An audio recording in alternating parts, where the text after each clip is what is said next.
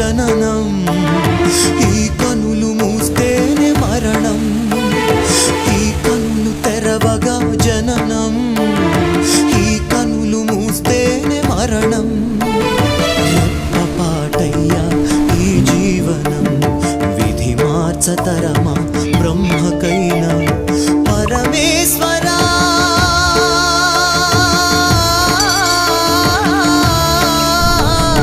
పరమేశ్వరా